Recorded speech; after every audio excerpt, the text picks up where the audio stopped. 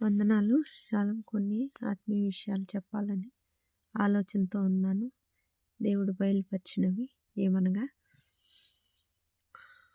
ఒకరు దేవునిలో ఆత్మీయాత్ర విశ్వాసంతో కొనసాగిస్తున్నప్పుడు ఎన్నో అడ్డంకులు వస్తూ ఉంటాయి. అప్పుడు దేవుడు వాక్యం ద్వారా మాట్లాడుతూ ఉంటాడు. ఇది మొదలుకొని నేను మిమ్ముని ఆశీర్వదిస్తానంటాడు. ఎప్పుడైతే దేవుని సన్నిధిలో ప్రార్థన ఒకరు విశ్వాసంతో మొదలు పెడతారో ఆ సమయం నుండే ఆశీర్వదిస్తూ ఉంటాడు. నూతనమైన ఆశీర్వాదం. నూతన ఆశీర్వాదం అంటే పాతదంతా మనసు కడిగివేయబడుతుంది. హృదయం అంతా ఆలోచనలన్నీ కడిగివేయబడతాయి. పూర్వీకుల నుండి వచ్చిన ఆలోచనలు, తల్లిదండ్రుల నుంచి కానీ వారి ముందు తరం నుంచి కానీ ఈ బిడ్డ మీద ఎప్పటి నుండి ఆ నీడ అనేది ఉందో, ఆ పాపపు నీడ ఉందో అప్పటి నుండి ఈ బిడ్డ తొలగించుకుంటూ ఉంటారు ప్రార్థనలో క్రమంగా. అయితే కొంత విశ్వాసయాత్ర కొనసాగుతున్నప్పుడు శోధనలు ఎదురవుతూ ఉంటాయి. ఈ శోధనలో ఒక ఆలోచన ఏమంటే, ఇప్పుడు నాకు ఏది బయలుపరిస్తే అదే చెప్పాలనుకుంటున్నాను. అందుకే ఊరి పేర్లు అన్నీ కూడా చెప్పదలుచుకున్నాను. కొప్పునూరులో నేను పనిచేసినప్పుడు అక్కడ కొప్పునూరు దగ్గర నిలబడ్డానంటే అక్కడి నుండి నేను వెళ్ళవలసిన స్థానం మాచర్ల, నివాసం అక్కడుంది. అట్లా కాదని ఒక పని మీద ఏదన్నా సాగర్ వెళ్ళాలంటే అక్కడ ఒక నివాసం ఉంటుంది. వెళ్ళవలసిన స్థానం, ఎవరింటికి వెళ్ళాలి, ఎక్కడికి వెళ్ళాలి. ఈ దారిలో వెళ్ళేటప్పుడు ప్రతిరోజు వెళ్తూ ఉండాలి. ఆ వెళ్తున్నప్పుడు ఆ దారిలో ఉన్న వాళ్ళందరూ గమనిస్తూ ఉంటారు. రోజు వస్తున్నారు వీళ్ళు, ఏదో ఉద్యోగం లేకపోతే చదువు ఏదో ఉంది వీళ్ళకి. ప్రతిరోజు ఆ 2 ప్లేసులకి వెళ్తున్నారు. ఒకటి ఇల్లు అయితే ఇంకోటి వెళ్ళవలసినది. అట్లా 2 ప్రదేశాలకి వెళ్తూ ఉన్నారు. ఇది ఆ దారిలో ఉన్న వాళ్ళందరూ గమనించాలి. గమనించి అందరూ మంచి ఆలోచనతో వెళ్ళనీయాలి, దారి ఇవ్వాలి. అడ్డు రాకుండా దారిని వెళ్ళనీయగలగాలి. మధ్యలో ఎవరితోన్నా గొడవ పడితే ఆ దారిని అక్కడ వెళ్ళాలంటే భయపడతారు. వీళ్ళు ఏం చేస్తారో, పోట్లాడారు, మళ్ళీ ఏం జరుగుతుందో అని ఆ ఊరు దాటాలంటే భయం ఏర్పడుతుంది. అట్లాగే ఇటు సాగర్ వెళ్ళినా అంతే. ఇవన్నీ కాదనుకుని కొప్పునూరు హాస్పిటల్ పక్క రోడ్లోకి వెళ్ళారు అంటే మాచర్ల వెళ్ళే దారిలో వాళ్ళు సహాయం చేస్తారని వీళ్ళు అనుకుంటారు.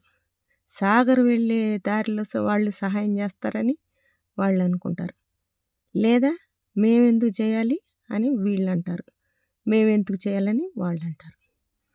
ఒకటి వాళ్ళు చేస్తారని అనుకోవచ్చు, ఒకటి ఎందుకు చేయాలని అనుకోవచ్చు. ప్రశ్నార్థకంగా 2 జరుగుతాయి అన్నమాట. ఇట్లాగా అప్పుడు వాళ్ళు నిస్సహాయ స్థితిలో ఆ రోడ్లో అక్కడ నిలబడిపోతారు.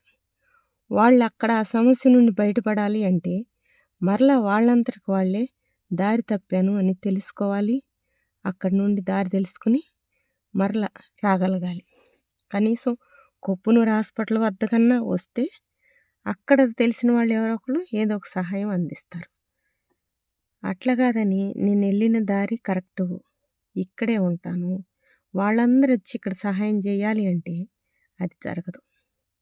వెళ్ళిన దారి రాంగ్ అని తెలుసుకొని పశ్చాత్తాపంతో తిరిగి రాగలగాలి. ఇంకో విషయం, అట్లా కాదని హాస్పిటల్ వద్దే నిలబడి ఎదురుగా వెళ్తాను, అటు మాచర్ల వెళ్ళను, సాగర్ వెళ్ళను అని అంటే ఎదురుగా వెళ్తానంటే ముందు రోడ్డు మీద వచ్చే ట్రాఫిక్ తప్పుకోగలగాలి. ఎన్నో అడ్డంకులు వస్తాయి. ఇది ముందుగా కనపడేది దారి. తప్పుకొని అవతలకి వెళ్ళాలి అంటే దేవుని మార్గం వైపు ముందు ఒక దారి తొలగాలి, అడ్డుగా ఉన్న దారి. అట్లా వెళ్తున్నప్పుడు ఎన్నో వెహికల్స్ వస్తున్నట్టుగా అనిపిస్తుంది, ఎన్నో అడ్డంకులు. అది తప్పుకుని అవతలకెళ్ళారు అంటే మరి అక్కడ ఒక కొట్టో, నివాసమో, ఇళ్ళో ఉంటాయి. అయన్నీ ఒంటితో పడగొట్టుకుంటా ఎళ్ళలేరు గదా! అంత శక్తి శరీరానికి ఉండదు గదా! కాబట్టి ఇవన్నీ కాదనుకుని నిలబడిన చోటే దేవుణ్ణి ప్రార్థిస్తా ఉంటే దేవుడు ఎగిరే స్వభావం ఇస్తాడు. అదే పావురంలోని శక్తి, ఆత్మీయ శక్తి. ఆత్మకు ఎగిరే శక్తి ఇస్తాడు. అప్పుడు ఎదురుగానే వెళ్ళొచ్చు. ఇళ్ళన్నీ దాటుకుంటా కూడా వెళ్ళొచ్చు. చివరికి దేవుని దగ్గరికి చేరతారు. అయితే ఇప్పుడు అటు కుడికి, ఎడమకి ఇంతకాలం తిరిగి ఉంటారు కాబట్టి ఆ నీడ పడిన వాళ్ళందరూ ఎన్నో అడ్డంకులు ఉంటా ఉంటాయి. దేవుని వద్దకు చేరనీయరు. జీవించి ఉన్నవాళ్ళు కొంతమందైతే, మరణించిన వాళ్ళు కొంతమంది అడ్డంకి వస్తూ ఉంటారు. ఎందుకంటే వాళ్ళు ఎప్పుడో వెళ్ళి దేవుని దగ్గరికి చేరుకోలేకపోయిన ఈ స్థానం తర్వాత ఉన్నవాళ్ళు చేరుకోకూడదు. వాళ్ళు చేరుకుంటే వాళ్ళ ఎప్పటికీ పాపులు అనే ముద్ర పడిపోద్ది.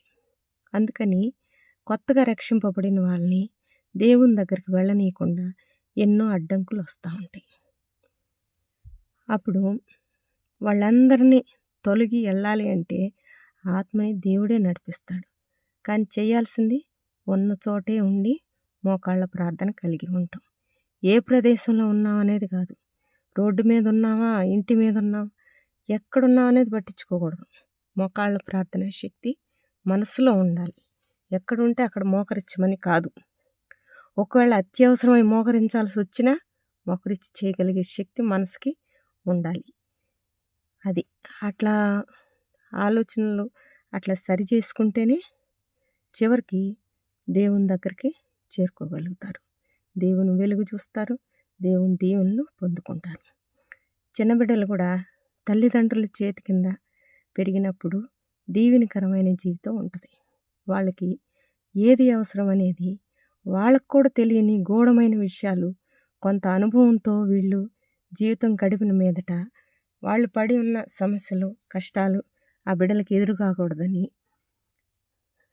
ఎన్నో కొత్త ఆలోచనలతో ముందుకు నడిపిస్తారు. అయితే వాళ్ళు కూడా మైండ్ మెచ్యూరిటీ తెచ్చుకున్నామని ఆలోచించుకొని సొంత శక్తితో ముందుకు సాగగలమని ఒంట్లో బలం లేని స్థితిలో, పాకే స్థితిలో సాతాను స్వభావంతో పాగుతూ లోకంలోనికి ప్రవేశించారు అంటే వారి తల చితక కొట్టబడతా ఉంటుంది. తల నిండా భయంకరమైన శోధనలు వస్తాయి. ఎన్నో మాటలు జయించలేరు. తల్లిదండ్రుల మాటలు తట్టుకోలేని వాళ్ళు బయట లోకంలో ఉండే మాటలు తట్టుకోలేరు. ఇక ఆ ఇద్దరిని, ఆ కుటుంబంలోని తోడబుట్టిన వారిని వాళ్ళు మాట్లాడే మాటలు ఓర్పుతో వాళ్ళు వివాహం చేసుకుని వెళ్ళే వరకు, లేదా వివాహం వద్దు దేవుని బిడ్డగా జీవిస్తానని సమర్పించుకుని జీవించుకునేంత వరకు వాటిని ఓర్పుతో భరిస్తే దేవుని దీవెన ఉంటుంది. లేదంటే వాళ్ళందరికీ వాళ్ళు తెలుసుకోవాలి అంటే వాళ్ళ మీద ఉన్న ఆ పాపపు నీడంతా పోవాలి. అది పోవాలి అంటే వాళ్ళ తల్లిదండ్రుల ముందు ఆ నీడ లేకుండా ఉండాలి. ఆ బిడ్డలకి దీవెనకరంగా ఉంటుంది. అట్లాగే వేరే క్యాస్ట్ వాళ్ళని వివాహం చేసుకున్నప్పుడు కూడా దేవుని దగ్గర కూడా ఇదే పరిస్థితి ఎదురవుతుంది. ఈ బిడ్డ నా బిడ్డ కాదు, ఈ బిడ్డని నేను దీవించాల్సిన పని లేదని వీళ్ళు అనుకుంటారు. ఈ బిడ్డ నా బిడ్డ కాదని వాళ్ళు అనుకుంటారు. చివరికి ఏ దీవెనలు లేకుండా వాళ్ళు వివాహం చేసుకుని దీవెన లేని జీవితం గడపాల్సి వస్తుంది. ముఖ్యమైనవి ఏవో కోల్పోతారు. ఇవన్నీ తెలుసుకోలేని స్థితిలో ఎంతోమంది యవనస్తులు వారి జీవితాలు దేవుని నీడలో, దేవుని వెలుగులో ఉంచుకోలేక ఆశీర్వాదాలు కోల్పోతున్నారు. ఈ మాటలు ఎవరికన్నా ఉపయోగపడతాయేమోనని ఆలోచనతో మాట్లాడుతున్నాను. నేను ఆఫీస్కి బయలుదేరాను. కారులో ఉన్నప్పుడు నాకు సడన్గా ఈ తలంపులు, ఈ దారి, ఈ ఊరి పేర్లు ఇవన్నీ నాకు బయలుపరచబడినాయి. మరలా నేను మర్చిపోతాను, ఇవి నాకు తెలియవని మాట్లాడుతున్నాను. ఎవరికన్నా ఉపయోగపడితే తల్లిదండ్రులకి దీవెనకరంగా జీవించండి. వారి జీవితాలు వారు బలంగా కట్టుకునేంత వరకు కూడా తల్లిదండ్రుల నీడ ఉండనివ్వాలి. పాపపు నీడ కాకుండా ప్రార్థనా జీవితం కలిగిన నీడ ఉండాలి. తల్లిదండ్రులు పాపులైతే వీరు ప్రార్థనా జీవితం కలిగి ఉంటే తల్లిదండ్రుల నీడ వాళ్ళ మీద పడకుండా కాపాడుకోవాలి.